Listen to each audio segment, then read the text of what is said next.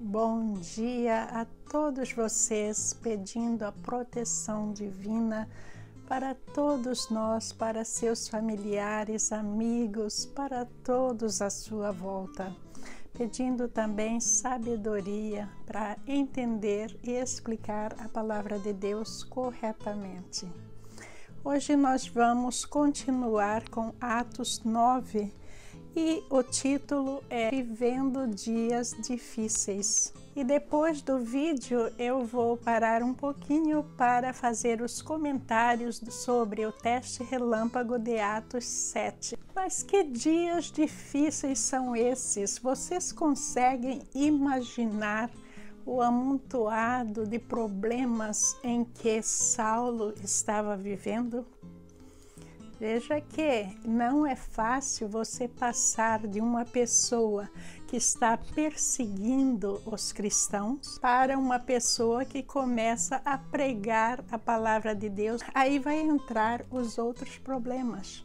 O problema familiar de Paulo, que ele foi criado numa educação muito estrita. Ele teve a educação rabínica para ser um rabino. Tanto ele como a sua família, eles viviam aquilo que pregava no templo, que era a lei do Torá.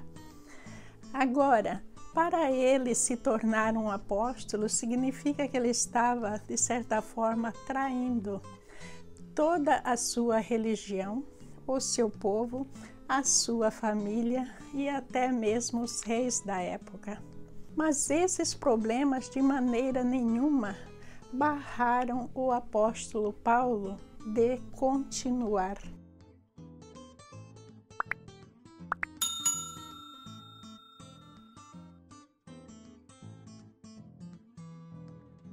Existe uma lição muito grande para todos nós por trás disso tudo. É que se a gente está 100% correto, a gente não deve parar porque as outras pessoas estão erradas. Mesmo que nós amamos aquelas pessoas, mas se nós vemos que elas estão erradas e elas não concordam conosco, veja que o apóstolo Paulo não discutiu, ele não entrou em argumentação com ninguém da sociedade daquela época. Pelo contrário, ele confessou ser um pecador, ele confessou estar errado. E daí ele prosseguiu naquilo que ele acreditava, que é declarar Jesus como o Cristo. Mas vamos primeiro à palavra de Deus e daí nós voltaremos com as explicações. Leitura de Atos 9, versículos de 19 a 31. E depois de comer, recuperou as forças. Saulo passou vários dias com os discípulos em Damasco. Logo começou a pregar nas sinagogas que Jesus é o Filho de Deus. Todos que o ouviram ficaram perplexos e perguntavam: não é ele o homem que procurava destruir em Jerusalém aqueles que invocam este nome? E não veio para cá justamente para levá-los presos aos chefes dos sacerdotes? Todavia, Saulo se fortalecia cada vez mais e confundia os judeus que viviam em Damasco, demonstrando que Jesus é o Cristo. Decorridos muitos dias, os judeus decidiram em comum acordo matá-lo. Mas Saulo ficou sabendo do plano deles. Dia e noite eles vigiavam as portas da cidade a fim de matá-lo. Mas os seus discípulos o levaram de noite e o fizeram descer num cesto através de uma abertura na muralha. Quando chegou a Jerusalém, tentou reunir-se aos discípulos, mas todos estavam com medo dele, não acreditando que fosse realmente um discípulo.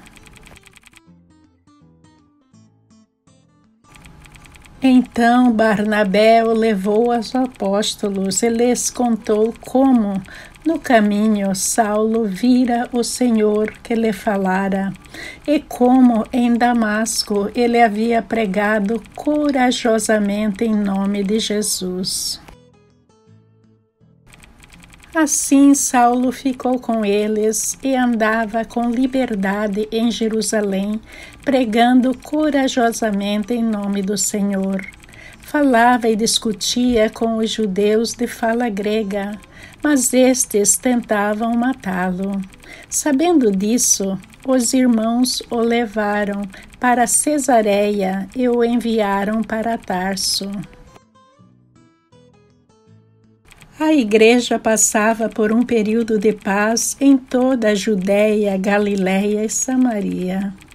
Ela se edificava e, encorajada pelo Espírito Santo, crescia em número, vivendo no temor do Senhor.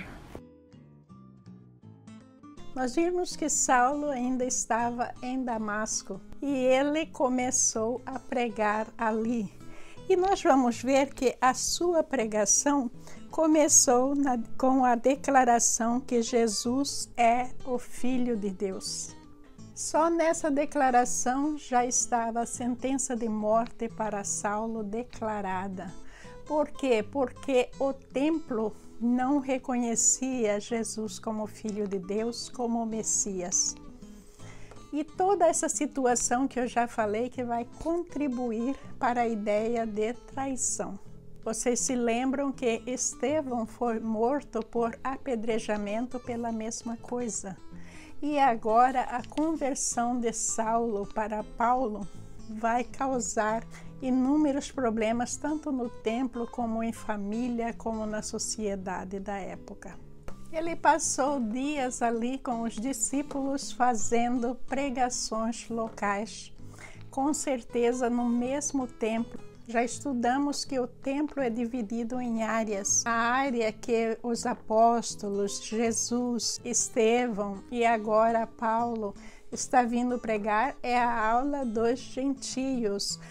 Os gentios são aqueles não judeus. As pessoas em que os judeus tradicionalistas consideravam pagãos. Então, eles vinham naquela área para pregar.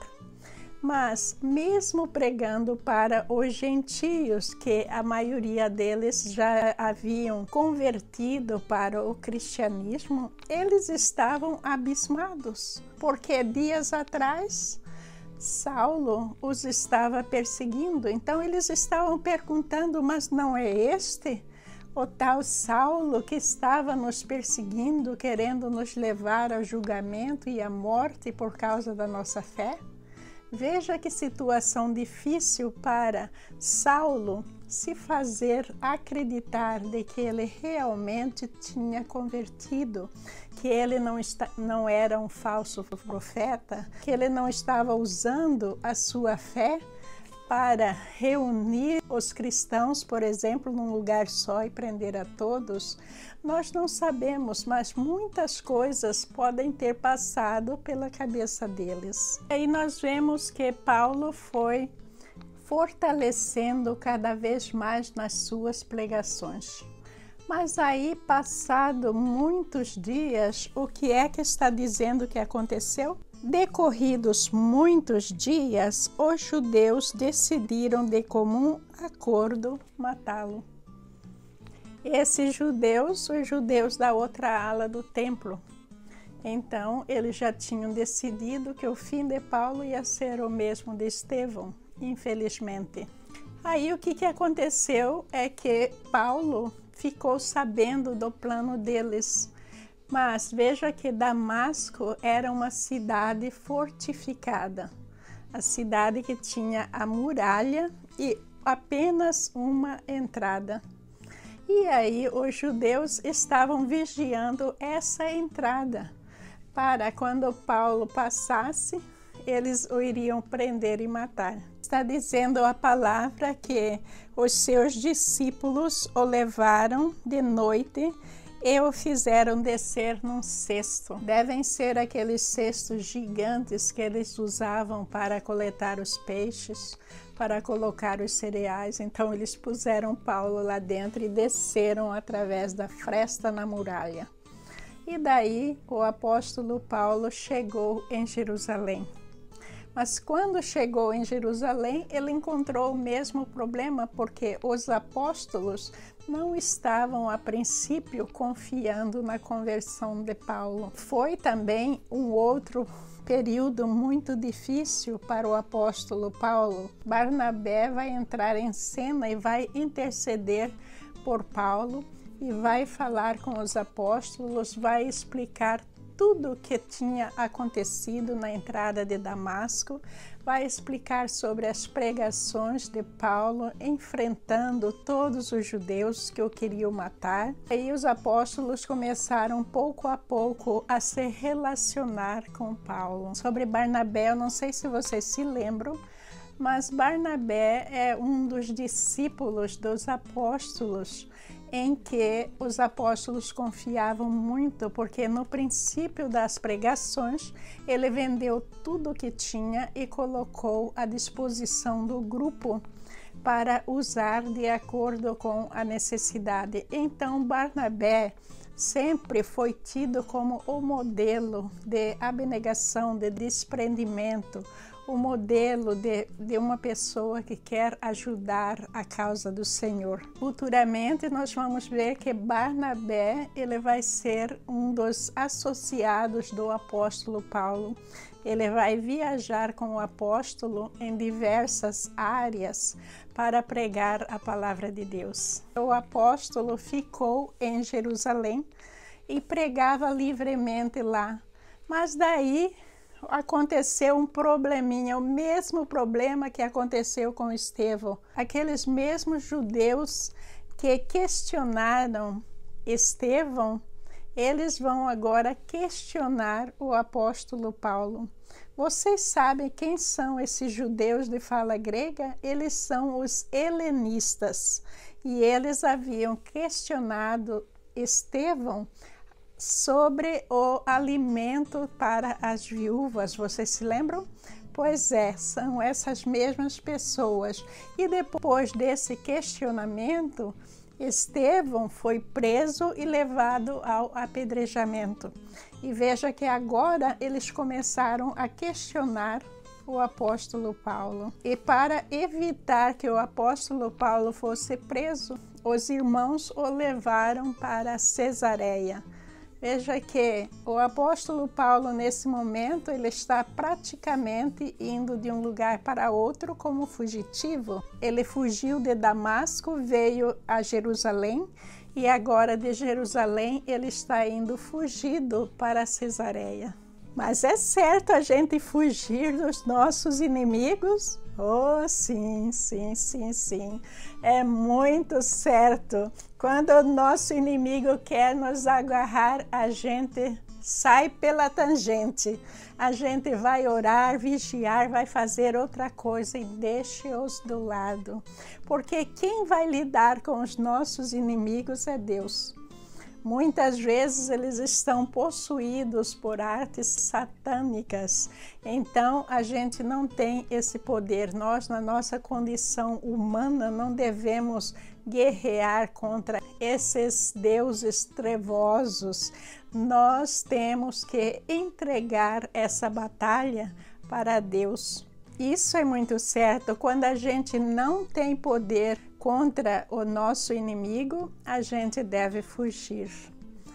Não dizer nada, não fazer nada, mas deixar que a história siga o seu curso. E aí está dizendo a palavra que a igreja passava por um período de paz em toda a Judéia, Galiléia e Samaria. O que significa isso? Significa que com a conversão do apóstolo Paulo, o que é que aconteceu? A maioria dos cristãos começaram a professar a sua fé livremente.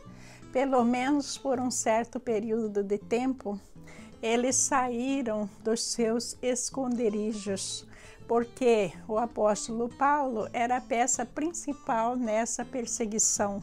Então houve uma trégua ali e todos respiraram um pouco mais de paz. O nosso vídeo de hoje foi bem curtinho, porque agora nós vamos fazer os comentários sobre Atos 7, o teste relâmpago e revisão. Então não percam os comentários e também continua aberto o teste relâmpago sobre Atos 8, que está aí na descrição do vídeo. Eu convido todos vocês a participarem. Não deixem para a última hora, porque dessa forma vocês têm a oportunidade de refazer o teste quantas vezes quiser, porque depois que o teste é fechado, aí você já não tem mais possibilidade de entrar no mesmo teste. Aqui estamos nós na revisão do teste relâmpago de Atos 7. 31 pessoas mandaram suas respostas. Muito obrigada, que Jesus te abençoe. E a pontuação de todos foi 91,9, que foi excelente, que a média é 100. E o status é fechado porque encerrou dia 14. Vamos ver aí, a primeira questão era só bom dia, não houve sugestões. A segunda questão, que é a primeira, o discurso de Estevão diante do Sinédrio foi sobre. Aí tem 3 opções e todos acertaram, maravilhoso. Os antepassados dos israelitas. Estevão fez um longo discurso no Sinédrio falando sobre tudo que Deus tinha feito para eles, todas as tentativas e que eles continuavam sempre negando o Espírito Santo, negando a ajuda de Deus e indo atrás dos ídolos, vivendo por conta própria e tudo mais. A outra questão, por que Estevão disse que os israelitas são iguais aos seus antepassados? Aí 7 pessoas responderam porque eles acreditavam em ídolos e as outras 24 responderam porque eles sempre resistiram ao Espírito Santo. Essa é a resposta correta. Porque eles acreditavam em ídolos não é errado, mas não é a única razão. A razão principal é a resistência ao Espírito Santo, a resistência a Deus. 3. Estevão chamou o sumo sacerdote e outros membros dos sinédrios de traidores e assassinos. A maioria, 30 pessoas, respondeu que sim, glórias a Deus, está correto. Apenas uma pessoa respondeu que não. A realidade, a resposta é sim, porque Estevão queria acusá-los, porque os judeus, eles nunca assumiram que eles mataram Jesus, eles acusavam os romanos. Mas, na realidade, foram os judeus desde o princípio pressionando os romanos de toda maneira para eliminar Jesus. Quais foram as pessoas enviadas por Deus para ajudar os israelitas, as quais Estevão citou no seu discurso? Aí vamos ver que houve uma mistura grande nas respostas. 30 pessoas responderam Abraão, 6 pessoas responderam Mateus. Veja que Mateus faz parte do Novo Testamento. E os antepassados dos israelitas, que é aquilo que Estevão estava falando, se refere àquilo que aconteceu no Antigo Testamento. Então não poderia ser Mateus. Aí 31 pessoas responderam José e seus irmãos. Correto, eles foram citados porque também fazem parte dos antepassados dos israelitas. E daí Moisés, 31 pessoas, está correto. Salomão, 30 pessoas, correto. E daí vem João Batista. João Batista, ele nasceu na mesma época que Jesus Cristo. Vocês se lembram da história em que Isabel estava gestante na mesma época em que Maria estava gestante. E daí o que aconteceu é que João começou primeiro a sua preparação para a chegada do Messias, enquanto Jesus estava ainda preparando para começar a divulgar o Evangelho. João Batista já estava batizando as pessoas, preparando as pessoas, pedindo para que arrependessem dos pecados para receber Jesus Cristo. Então, João Batista não faz parte desse antepassado dos israelitas. A próxima questão: Estevão é considerado. A maioria respondeu o primeiro mártir do cristianismo. Maravilhosa resposta de todos. A outra questão: o que Estevão disse quando foi condenado ao apedrejamento? 31 pessoas responderam corretamente. Meus parabéns para todos vocês. Eles disseram que Estevão disse que viu os céus abertos e Jesus à direita do Pai. Maravilhosa resposta. A outra questão também maravilhosa: qual é o nome de Saulo no Novo Testamento? Paulo. 31 pessoas responderam corretamente. Estão de parabéns. Porque as testemunhas deixaram seus mantos aos pés de Saulo? Escolha uma ou mais opção. Porque ele estava envolvido na morte de Estevão, isso é correto. E daí, porque Deus o estava chamando ao arrependimento, correto. Isso aí não está dizendo na Bíblia, mas o significado do manto ser entregue para alguém é também chamado ao trabalho e ao arrependimento. Aí vamos ver que apenas uma pessoa respondeu porque as capas eram uniformes do Sinédrio. Não sabemos, não existe nenhum relato na Bíblia sobre isso. Antes de morrer, qual foi o último pedido de Estevão para Deus? Essa questão também teve unânime resposta maravilhosa: para que Deus perdoasse os apedrejadores e os que condenaram injustamente. Essa resposta está correta. O que é extraordinário sobre Estevão? Responda uma ou todas as opções. Aí nós vamos ver que todas as opções estavam corretas. Parabéns para todos vocês, responderam corretamente todas as opções corretas. Isso significa que vocês estão prestando atenção nos vídeos. Isso é maravilhoso. Isso eu tenho certeza que Deus está prestando atenção no seu trabalho, no seu empenho.